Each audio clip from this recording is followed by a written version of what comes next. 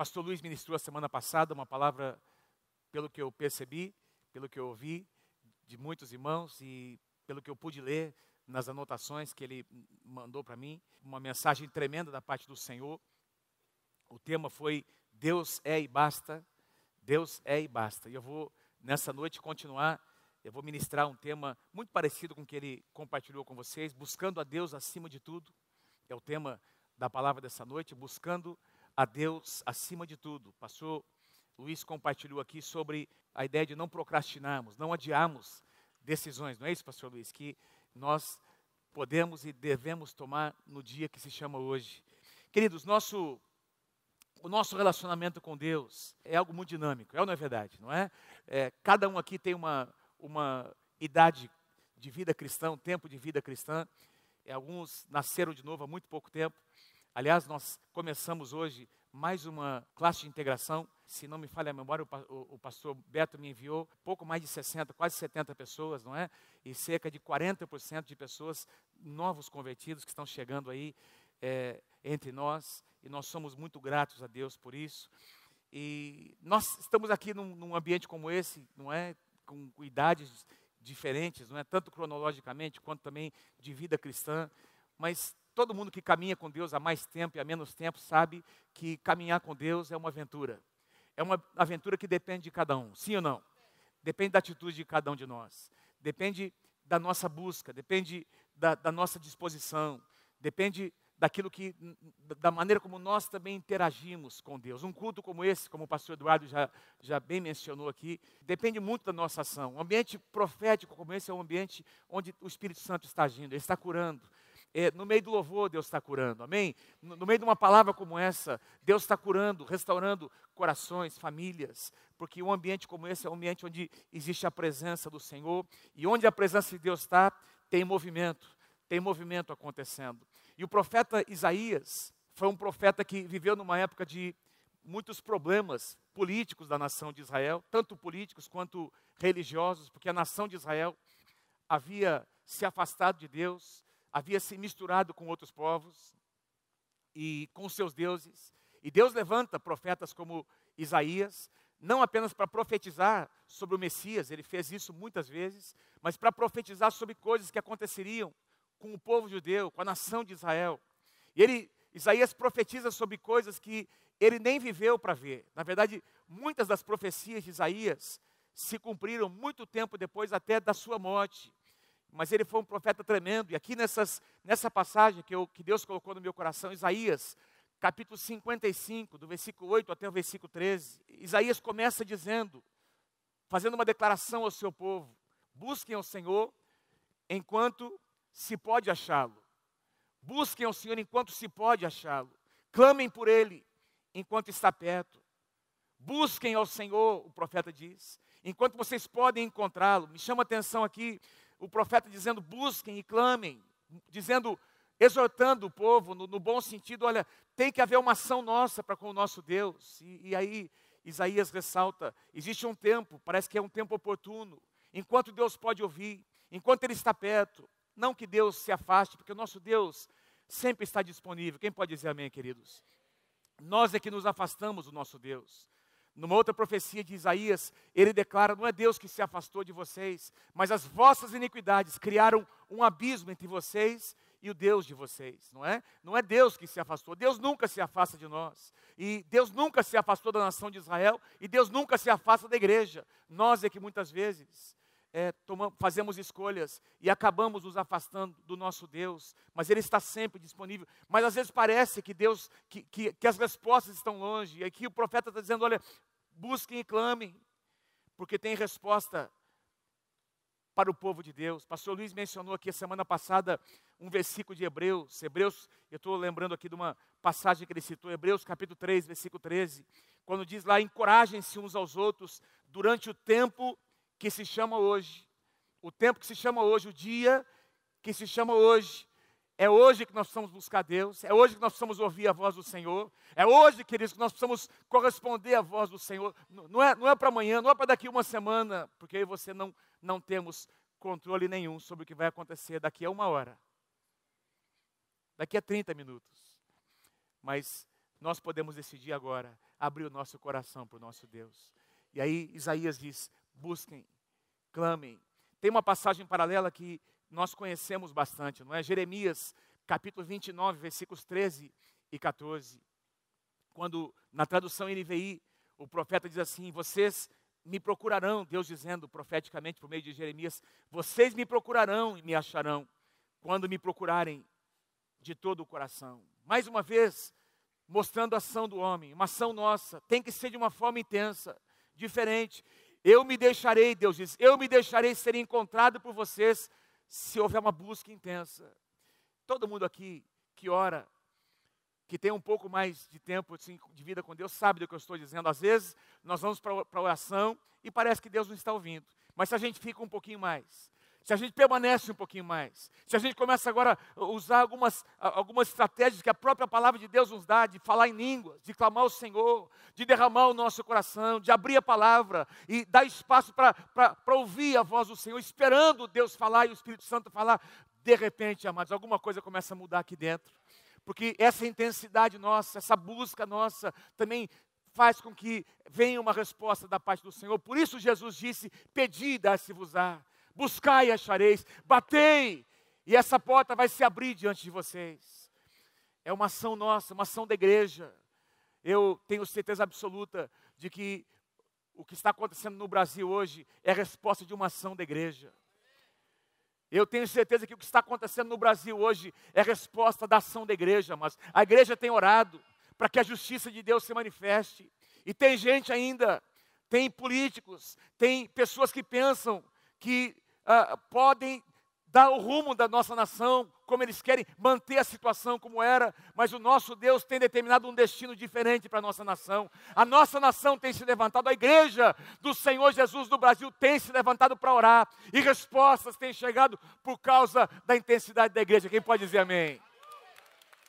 Eu creio. Louvado seja o nome do Senhor. O nosso Deus é um Deus que responde, o nosso Deus é um Deus que age. Eu, enquanto estava preparando para compartilhar essa palavra com vocês, Deus me fez lembrar, quando eu li essa passagem aqui, Isaías, exortando, busquem o Senhor. E aqui dá a entender, vocês vão conseguir encontrá-lo, não é? O contraste entre o Deus de Israel e os deuses daquelas nações. Porque quando a nação de Israel começou a conquistar, meus queridos, a terra de Canaã, a terra prometida, que Deus havia prometido a Abraão, não se tratavam apenas de fortalezas, de cidades fortificadas, de gigantes. Eles encontraram muitas oposições no nível natural, não é? Pessoas, gigantes, fortalezas, muralhas, mas eles também encontraram fortalezas espirituais. Eles encontraram templos edificados aos deuses daquelas terras. Eles cultuavam esses deuses. E eu estava estudando um pouquinho, não é? Nesse material histórico, eu estava estudando sobre os deuses ali da terra prometida, dos cananeus, onde eles habitavam. Diz que Baal, o deus Baal, era a divindade máxima, a mais importante, tida como o pai de todos os deuses. Ele era o supremo Deus da tempestade e da fertilidade. Você pode encontrar imagens do deus Baal na literatura, com as suas mãos, uma das imagens, com as suas mãos estendidas. Nessas mãos eram colocados não apenas animais que eram sacrificados, mas pessoas, crianças eram sacrificadas ao deus Baal. Havia orgias sexuais. Eles levantavam também aqueles postes ídolos a essa deusa chamada Asserá, que era tida como a esposa de Baal. Esses deuses tinham imagens que eram cultuadas, templos oferecidos a eles. E todos esses deuses e muitos outros, né, que havia, eram deuses que as pessoas se relacionavam com eles na base do medo, oferecendo sempre oferendas para aplacar a ira desses deuses. E nunca era uma relação próxima, sempre era uma relação de medo, distante, ao contrário do Deus de Israel. O Deus de Israel sempre foi um Deus que, apesar de habitar num alto e sublime trono, sempre desejou estar habitando também no coração de um homem, de uma mulher, que tem o seu coração quebrantado e contrito. O nosso Deus é um Deus que nunca permitiu que o seu povo edificasse qualquer imagem. Aliás, lá nos 10 mandamentos foi determinação de Deus: não façam imagem de escultura, não tentem me colocar numa imagem, eu sou muito maior do que isso. E apesar de ser tão grande, eu quero habitar no coração de cada um de vocês. Que diferença. Que diferença. Por isso que um dos salmistas declaram, os deuses deles, eles têm boca, mas não falam. O nosso Deus tem boca e fala.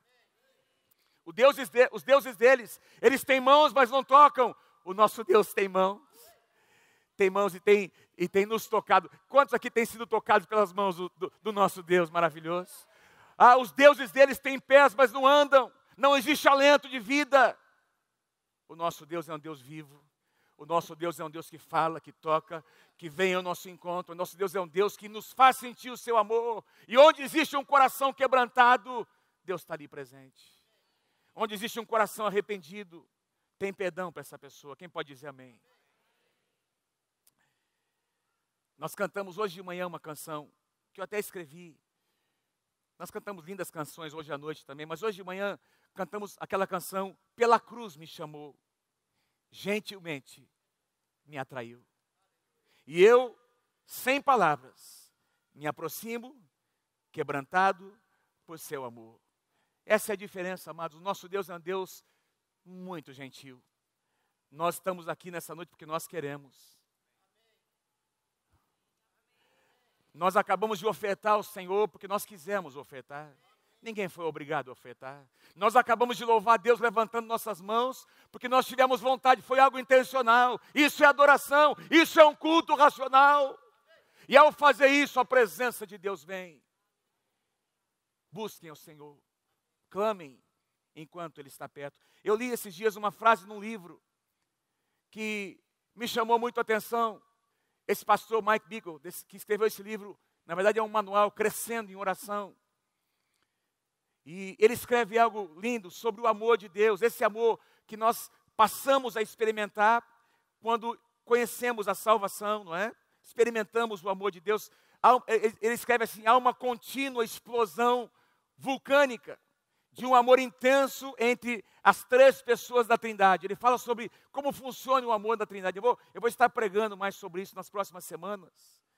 E ele diz, e nós fomos criados para recebermos e expressarmos uma medida, porque a gente não suportaria, não é? Experimentar todo esse amor. A gente recebe um pouquinho desse amor e já produz constrangimento no nosso coração. E ele diz assim, e nós fomos criados para isso, para recebermos e expressarmos uma medida desse amor. Queridos, havia um amor perfeito na Trindade. E quando eu e você experimentamos a salvação, eu sei que você já sabe disso, mas quero só te lembrar, Deus não te salvou, a salvação não veio, você não nasceu de novo apenas para que Deus te livrasse do inferno, sim ou não? Não foi apenas para que você tivesse uma vida mais confortável, Deus te salvou para que durante essa vida você consiga desfrutar da presença de Deus. Desse amor maravilhoso que estava presente na Trindade e nós podemos experimentar todos os nossos dias. Existe o mover de Deus. Eu comentei aqui hoje de manhã, existe uma trombeta, algo profético que está soando ao redor de todo mundo, despertando a igreja para um tipo de relacionamento com Deus, despertando a igreja para orar de um jeito diferente.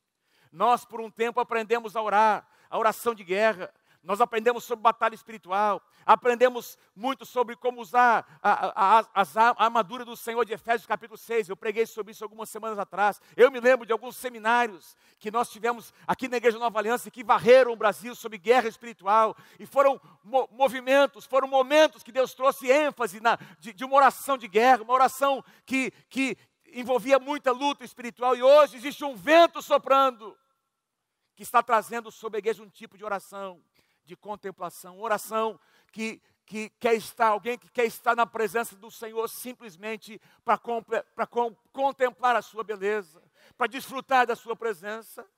Existe um despertamento da noiva para estar adorando o seu noivo, preparando o caminho, preparando a segunda volta do Senhor Jesus Cristo, e nós temos chamado por Deus para isso, amados. Eu comentei aqui hoje de manhã, participei de um congresso agora, há umas 2 semanas atrás, que esse pastor Mike Bickle ministrou, esse profeta do Senhor que iniciou essa sala de oração lá em Kansas, nos Estados Unidos, que há 19, quase 20 anos, Existe ali oração e adoração 24 horas por dia. Sabe o que significa isso?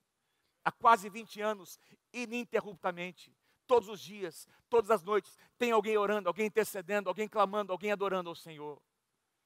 Começou ali e em alguns outros lugares, e ele compartilhou nesse seminário que alguns anos atrás tinha algumas poucas salas de oração, como a que nós temos aqui na nossa igreja ao redor do mundo. Hoje são milhares. Porque Deus está despertando a sua igreja. Como aconteceu alguns anos, algumas décadas atrás sobre as células, o movimento de células varreu todas as nações. Existe um movimento de oração. Deus está atraindo a sua igreja para um lugar de oração, de busca, de clamores, como nunca aconteceu antes. Simplesmente para estar na sua presença. Eventualmente vamos até pedir algo, porque o Senhor nos orienta, existe abertura para isso, mas a razão principal não será para pedir coisas, mas para estar na sua presença. Aleluia. Pai, faz isso nessa casa, Senhor. Nós queremos ser uma igreja, Senhor, que te ora a Ti, Senhor, com esse coração, Senhor, de te desejar acima de todas as coisas. Versículo 7 de Isaías 55. Que o ímpio abandone o seu caminho. Isaías continua declarando que o ímpio abandone o seu caminho e o homem mau os seus pensamentos. Que ele se volte para o Senhor, que terá misericórdia dele. Volte-se para o nosso Deus. Isaías está dizendo, pois ele os perdoará de bom grado. E o que me chama a atenção aqui, meus queridos, é que Isaías não está declarando para pessoas estrangeiras, que não conheciam o Deus de Israel. Essa profecia é para os judeus, para um povo que conhecia o seu Deus e havia se afastado dele. Isaías está dizendo, olha, você que está andando em iniquidade, em pecado, abandone esse caminho de pecado, retorne para o seu Deus, volte para Ele, porque Ele é rico em misericórdia. Eu quero dizer nessa noite, em nome do Senhor Jesus, se tem alguém aqui que você tem se desviado dos caminhos do Senhor, ou você está andando muito próximo daquele limite, que você deveria estar muito longe dele, Deus está aqui para dizer a você, volta para minha casa, volta para perto de mim. Ah, pastor, mas você não sabe o que aconteceu, você nem sabe o que eu pratiquei, as coisas que eu fiz. Ah, acho que nem Deus me perdoa. Deus perdoa sim, tem muita misericórdia e perdão na presença de Deus para você nessa noite. O nosso Deus é um Deus que perdoa pecados. Amém. O nosso Deus é um Deus que perdoa pecados. E a sua misericórdia já se renovou nessa manhã, antes de nós acordarmos. As suas misericórdias se renovaram sobre cada um de nós.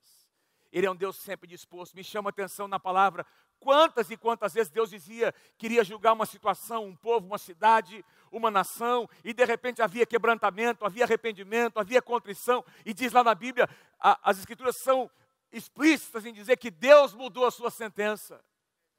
Deus se arrependeu do mal que iria fazer.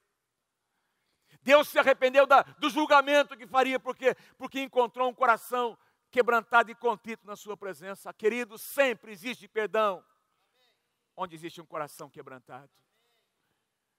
Diga-me se você crê em nome de Jesus.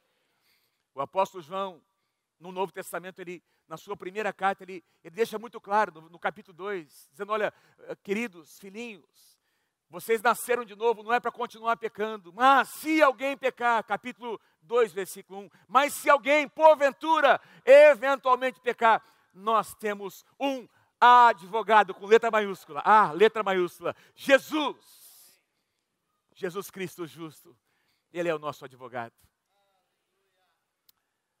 Levanta uma das suas mãos comigo e diga assim, eu tenho um advogado, Ele é o melhor de todos. Amém? Ele é o melhor de todos. Ele é melhor do que todos esses ministros que estão por aí, queridos. Ele é absolutamente justo. E Ele é também totalmente misericordioso. Louvado seja o nome do Senhor. Que privilégio. Nós podemos viver numa época em que a graça de Deus é tão abundante, em que o perdão está disponível para nós. Um dia o Senhor Jesus, quando vier na sua segunda vinda, Ele virá como juiz. É o que diz a palavra. Estive ministrando agora um seminário sobre escatologia, os últimos tempos, não é? E eu estava compartilhando com a igreja ali em João Pessoa. Um dia o Senhor Jesus virá como juiz, mas hoje Ele permanece à destra de Deus como nosso intercessor. Vamos continuar, Isaías 55, versículo 8. Pois os meus pensamentos, Deus diz, não são os pensamentos de vocês, nem os seus caminhos são os meus caminhos, declara o Senhor. Pois como os céus são mais altos do que a terra, também os meus caminhos são mais altos do que os seus caminhos, e os meus pensamentos mais altos do que os seus pensamentos. Pensamentos, diga comigo, pensamentos e caminhos. Isaías, ele usa essas palavras para definir, para falar um pouco de Deus, não é? Tentar colocar em palavras que as pessoas pudessem entender, não é? Como Deus age. E ele faz uma separação entre pensamentos e caminhos de Deus. Eu queria conversar um pouquinho com vocês, mas ele ressalta que tanto os pensamentos de Deus quanto os seus caminhos são mais altos. Nós estamos aqui nesse nível, mas os pensamentos de Deus e os caminhos de Deus são mais elevados. Nós estamos aqui na nossa racionalidade, nós temos as nossas soluções nesse nível humano, da nossa capacidade, dos nossos recursos, não é? da nossa inteligência, da nossa razão, mas a solução de Deus está no nível mais alto, queridos. Diz que os pensamentos, os caminhos do Senhor são mais altos. O que são os pensamentos de Deus? Dizem respeito à sua vontade, aos desejos mais profundos do seu coração, às suas intenções mais íntimas, lá do profundo do seu coração. Romanos 12 diz que Deus tem uma vontade que é boa, agradável e perfeita. Eu tenho aprendido que muitas vezes, inclusive é bíblico, tem um salmo, que eu não lembro qual o salmo, que diz que os israelitas, eles andaram na dureza do seu coração, eles insistiram tanto na dureza do seu coração, que Deus permitiu que eles andassem e que eles sofressem por causa da dureza do seu coração, não é? Não era a vontade de Deus. Deus tinha uma vontade perfeita, Deus tinha uma vontade maior. A vontade, o pensamento de Deus, não é? Era algo mais elevado, e Deus tem algo mais elevado para você, meu querido. Quem recebe essa palavra, diga: eu recebo em nome de Jesus. Deus tem algo mais elevado para você. Deus tem algo mais excelente para você. Deus tem planos mais excelentes do que os que você poderia fazer para a sua vida. Mesmo aqueles naturais. Às vezes a compra de alguma coisa, um imóvel, um carro, ou conquistas naturais. Pergunta para Deus antes, porque, querido, Deus tem algo mais excelente para você. Talvez seja esse negócio, talvez não. Dê a chance. Dê o privilégio de Deus aprovar ou não o que você está planejando. A Bíblia diz que o homem pode fazer planos, mas a resposta certa vem do coração de Deus, porque os pensamentos dele são mais elevados. Eu gosto demais de uma expressão que nós encontramos em 1 Coríntios capítulo 2. Se você puder abrir a sua Bíblia, não coloquei aqui na projeção, mas você que trouxe a sua Bíblia, abra lá comigo em 1 Coríntios capítulo 2, versículos 9 e 10. 1 Coríntios 2, versículos 9 e 10. Que palavras tremendas do apóstolo Paulo. Ele diz assim, em 1 Coríntios 2, versículos 9 e 10, o que o olho não viu, nem o ouvido conseguiu ouvir, e aquilo que a mente jamais conseguiu imaginar. A tradução atualizada diz que jamais penetrou no coração de um homem. Paulo conclui dizendo: estas são as coisas, e eu colocaria aqui mais excelentes, que Deus preparou para aqueles que o amam. Essas são as coisas mais elevadas. E aí Paulo conclui dizendo: e o Espírito Santo que está em nós. Quem aí tem o Espírito Santo no seu coração, diga amém. O Espírito Santo que está em nós, ele penetra até mesmo nas profundezas de Deus, porque os pensamentos de Deus estão lá, queridos. Nas profundezas de Deus, para nos fazer conhecer essas coisas. É por meio do Espírito Santo que os pensamentos de Deus chegam até a sua mente. E você se torna um homem, uma mulher bem-sucedida. É pelo Espírito Santo. E isso depende da sua e da minha atitude de adoração. Tem tudo a ver com adoração. Eu comentei hoje de manhã aqui algo que eu ouvi desse mesmo seminário e que o pastor Luciano Subirá, se não me engano, mencionou aqui domingo passado. domingo retrasado, na verdade, não é? Eu ouvi nesse seminário, porque é a tônica desse livro que eu estou lendo, onde o pastor Mike Bickle diz o seguinte, que Deus não procura adoração, Deus procura adoradores. Meus irmãos, quando eu ouvi isso, o pastor Luciano repetiu aqui, mas quando eu ouvi nesse seminário, que foi uma semana antes do pastor Luciano, inclusive foi lá na igreja do pastor Luciano, a comunidade de alcance, o pastor Mike Bickle estava ali dando um seminário, ele declarou isso no meio da mensagem, que Deus não procura adoração, Deus procura adoradores, não que Deus não se agrada, não que Deus não espera, Ele não procura no sentido de que quando Deus criou o homem, não é, o ser humano, Ele criou para ter comunhão com este homem, não é? Mas Deus em si, a Trindade em si, Deus Pai, Deus Filho e Deus Espírito Santo, eles eram completos em si, sim ou não? Quem pode dizer amém? Eles já eram completos em si. Deus já era Deus, desde a eternidade passada e sempre será Deus. Se eu adorar ou não meu Deus, Ele vai continuar sendo Deus. Se nós correspondemos ou não, Deus vai continuar sendo Deus. Agora, Ele espera de nós, não que Ele precise, nós precisamos. Porque se eu e você não adorarmos a Deus, nós estaremos com certeza adorando alguma outra coisa ou alguém. Nós fomos feitos seres, na nossa essência, nós fomos feitos seres que adoram alguma coisa, inconscientemente. As nossas prioridades, os nossos valores, as nossas escolhas determinam o que ou quem nós estamos adorando. Amém? Tudo que nós fazemos, o que nós pensamos, os nossos alvos, a maneira como nós lidamos com as finanças, estão dizendo o que ou quem nós estamos adorando, queridos. Foi aqui dito, pastor Luiz fez as ofertas, não é? O pastor Luiz falou que é também um ato de adoração. As nossas ofertas são um ato de adoração. Agora Deus quer que Ele deseja encontrar adoradores.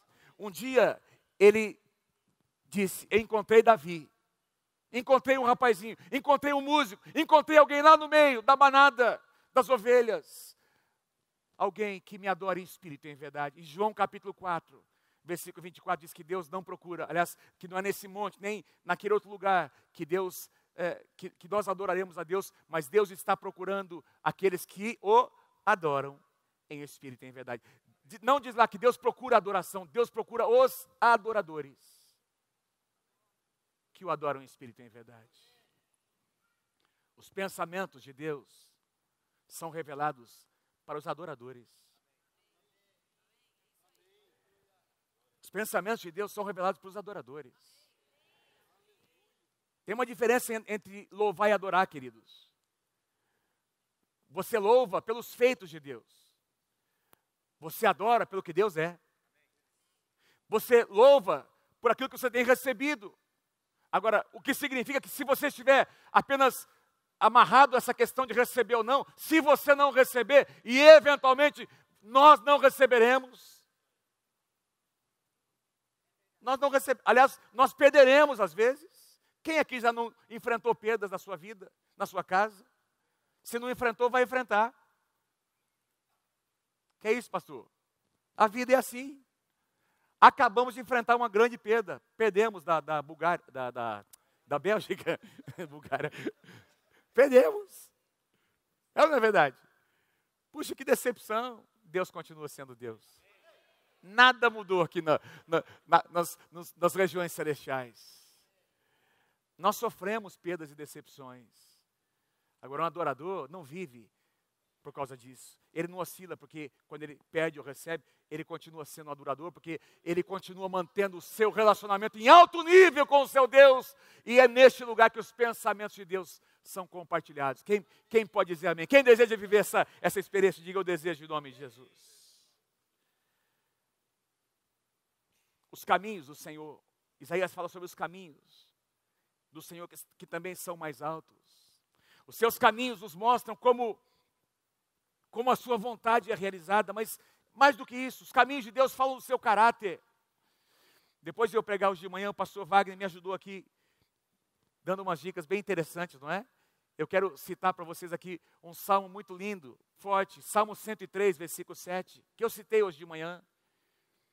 que faz que mostra essa diferença entre conhecer os caminhos do Senhor e conhecer os seus feitos. Diz que Deus manifestou os seus caminhos a Moisés e os seus feitos aos filhos de Israel. Presta atenção nessa diferença. Deus manifestou os seus caminhos a quem? A Moisés.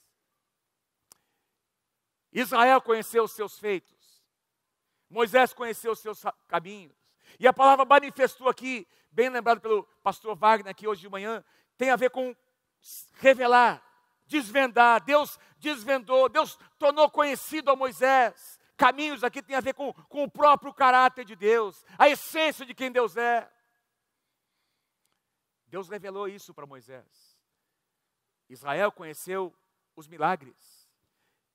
Queridos, prestem atenção, durante 40 anos, essa primeira geração, desde que saiu do Egito, elas viram Deus manifestar as 10 pragas. Meu irmão, quando você estuda o que aconteceu nas 10 pragas, aquilo é milagre. Meu Deus do céu, aquilo é milagre. Os caras eram escravos há mais de 400 anos. E tem um faraó dizendo, vocês não vão sair, eu não vou libertar vocês. E aí Deus vem, Deus intervém sobrenaturalmente. 10 pragas, quebranta o coração de faraó, milagres. Eles saem, agora estão andando pelo deserto, se aproximam do Mar Vermelho. E aí os inimigos vêm, o faraó manda lá o seu exército. O que é que Deus faz? Deus pega aquela nuvem, a Shekinah, e essa nuvem se transforma numa grande coluna de fogo que se coloca entre Israel e os egípcios. Que coisa maravilhosa. Deus abre o Mar Vermelho. Eles passam a pés enxutos. Aí eles chegam do outro lado, falta água. Deus diz para Moisés, toca nessa rocha aí. A água começa a brotar da rocha. Milagres. O maná descendo dos céus todas as manhãs. Aquelas codornizes todo o final da tarde, não é? As roupas não se desgastando, e assim foi, milagre após milagre todos os dias. O nosso Deus é um Deus de milagres. E deixa eu dizer para você uma coisa, eles se acostumaram com os milagres. Sabe que às vezes nós nos acostumamos com os milagres do Senhor? Por exemplo, você está aqui nessa noite por um milagre de Deus. O fôlego de vida que você está o ar que você está respirando é fruto de um milagre de Deus. A provisão que chegou na sua casa nessa semana foi um milagre de Deus. Aquele emprego que você tem é um milagre de Deus. Todos os dias nós estamos convivendo. Israel conviveu com esses milagres, mas não conheceu os caminhos do Senhor. Essa semana nós estávamos lendo aqui uma das passagens da nossa devocional, Êxodo capítulo 20. Êxodo capítulo 20, versículos 19 a 21. Logo depois que Moisés desce trazendo as 10 tábuas da lei. Lembra? Ele sobe no monte Sinai. E a palavra do Senhor diz ali o contexto que, enquanto Moisés estava ali na presença de Deus, recebendo os 10 mandamentos, diz que trovões, relâmpagos, labaredas de fogo apareceram, fumaça, sinais visíveis, queridos, dos milagres de Deus, de que Deus estava falando com o seu servo Moisés. Diz que o monte tremeu, um som de trombeta era ouvido daquele lugar, e quando Moisés desce daquele monte, veja o que acontece. Eu fiquei chocado com isso. E disseram a Moisés, fala tu mesmo, Moisés, conosco, e nós ouviremos. Mas que Deus não fale conosco. Misericórdia. Que Deus não fale conosco, para que nós não morramos. Mas Moisés disse ao povo, não tenham medo, meus amados. Nós não precisamos ter medo de nos relacionar com o nosso Deus. Nosso Deus é um Deus de amor, quem pode dizer amém? Moisés diz, não tenham medo. Deus veio para prová-los, para que o temor, não medo, para que o respeito dele esteja em vocês e os livre de pecar. Mas o povo, presta atenção no que diz aqui, mas o povo permaneceu à distância, ao passo que Moisés aproximou-se da nuvem. Eu quero me aproximar da nuvem. Eu quero me aproximar da nuvem. Quem está comigo aí, diga amém. Quem também quer ficar pertinho da nuvem, diga, levanta a sua mão. A nuvem representava a presença, a Shekinah, a glória de Deus. E Moisés estava muito próximo. Moisés se aproximava da nuvem. Mas o povo dizia, não, nós queremos ficar distante, porque isso aí, nós não queremos. eles conheceram os feitos, mas não conheceram o Deus dos feitos. É possível uma pessoa conhecer os milagres de Deus, mas não conhecer os seus caminhos. O nosso chamado como igreja, o chamado para os líderes de célula dessa casa, o chamado para os pastores dessa casa, para os supervisores, para os músicos, para os cantores, para os instrumentistas, para os irmãos que trabalham no nosso ministério de diaconato, ministério de criança, o chamado para todos nós que fazemos parte dessa expressão do corpo de Cristo é conhecer os caminhos do Senhor e também os seus feitos. Os caminhos do Senhor. Fala para alguém pertinho de você, esse é o projeto de Deus para você.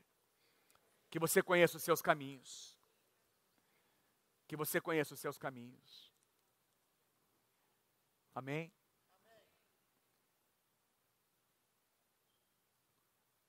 Isaías, vamos lá para terminar a mensagem dessa noite. Isaías 55:10. Assim como a chuva e a neve descem dos céus e não voltam para o céu sem regarem a terra e fazerem-na brotar e florescer, para que ela produza semente para o semeador e pão para o que come, assim também, Deus disse, ocorre com a palavra que sai da minha boca. Ela não voltará para mim vazia, mas fará o que desejo e atingirá o propósito para o qual eu a enviei. Que coisa tremenda a analogia que Isaías faz, como um profeta, ele usa símbolos, e ele usa a ideia da chuva e da neve que cai na terra, que rega a terra, usando a terra como um símbolo do coração do homem, uma figura do coração do homem, dizendo a palavra de Deus é como a neve, como a chuva que cai numa terra que está preparada para receber a semente. E essa água, ela produz a semente, ela produz o pão de cada dia. Provisão de Deus, por causa da sua palavra. Queridos, ame a palavra do Senhor. Ame a palavra do Senhor. Tanto a palavra declarada, não é? Se você é alguém que recebeu palavras proféticas, creia no que Deus tem falado sobre você. Mensagens como essas que você tem ouvido aqui nessa casa, são liberações, são palavras liberadas da parte do Senhor. O seminário que nós participamos juntos aqui, do mover do Espírito Santo, foi ou não foi tremendo, queridos? Não é? A gente recebe aquele upgrade que a gente recebe, não é? Aquela capacitação que vem, uma palavra de Deus nunca volta vazia. É o que o profeta declara. E às vezes nós não entendemos que é a própria palavra do Senhor que nos prova. Também nessa semana nós lemos o exemplo de José, quando ele se revela aos seus irmãos. Em Gênesis capítulo 45.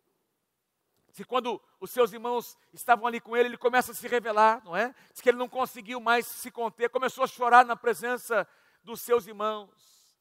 E aí ele declara assim para os seus irmãos, capítulo 45 de Gênesis, não se aflijam, nem se recriminem por terem me vendido como escravo, pois foi para salvar vidas que Deus me enviou para essa terra.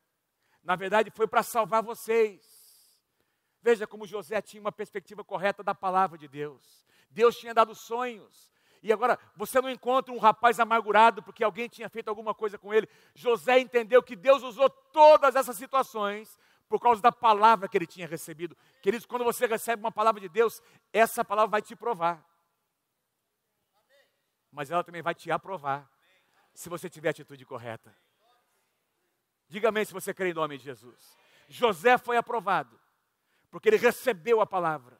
A palavra caiu como essa água nessa terra e produziu no seu coração. Nunca subestime o valor e o poder da palavra de Deus. Nunca diminua o poder da palavra de Deus. A palavra de Deus nos alimenta, gera vida, gera fé no nosso coração, produz mudanças. É por causa da palavra de Deus que você está aqui nessa noite. Quem pode dar um aplauso ao Senhor Jesus? Porque a sua palavra é fiel. A sua palavra não mente. Aceite a autoridade da palavra. A palavra de Deus é o padrão para nós, do que é certo e errado, do que é um casamento sadio.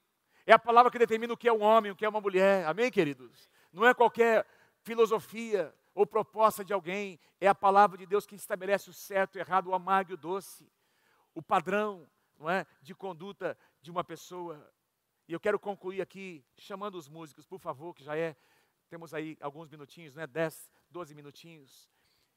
Eu quero concluir com esses últimos 2 versículos. Versículo 12.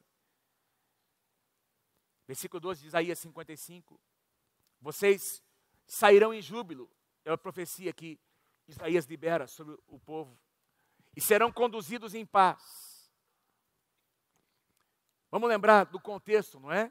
Se vocês clamarem, se vocês buscarem em tempo oportuno, se vocês permitirem que essa palavra que vem como chuva e como neve desça na terra do coração de vocês, vocês sairão em júbilo e serão conduzidos em paz. E os montes e as colinas irromperão em cânticos diante de vocês, e todas as árvores do campo baterão palmas. Olha o ambiente de restauração, de restituição. Versículo 13, no lugar do espinheiro crescerá o pinheiro, e em vez de roseiras bravas, crescerá a murta. Isto resultará em renome para o Senhor, para sinal eterno que não será destruída. A tradução atualizada diz que será como um memorial eterno diante do nosso Deus.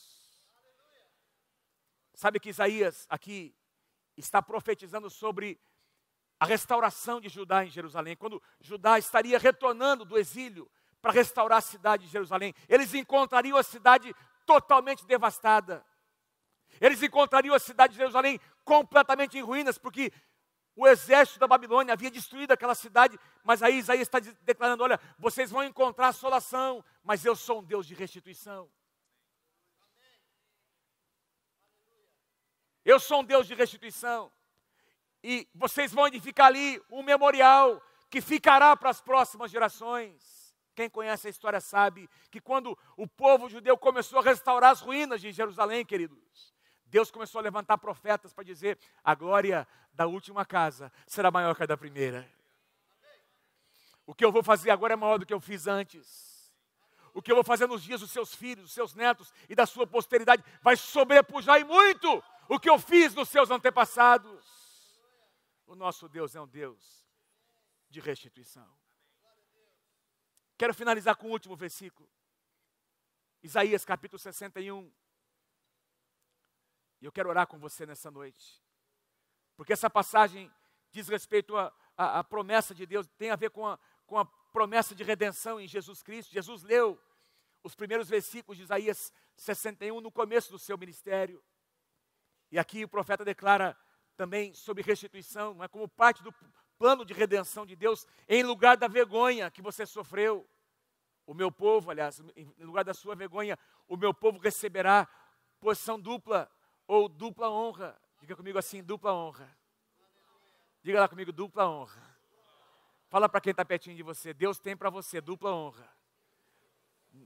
Dupla honra, porção dobrada. E ao invés de humilhação, ele se regozijará em sua herança, pois ele dará porção dupla, porção dobrada, em dobro, na sua terra, e ele terá alegria eterna. Restituição. Restituição. Louvado seja o nome do Senhor. Fique em pé comigo nessa noite, meu querido. Fique em pé comigo. Se você puder dar mais um aplauso ao Senhor Jesus. Dê mais um aplauso bem forte ao Senhor. Obrigado, Jesus, pela tua palavra. Obrigado, Senhor. Se você puder permanecer mais alguns minutos, eu quero orar com você nessa noite. Ótima canção, vamos cantar essa canção, Sandro, por favor.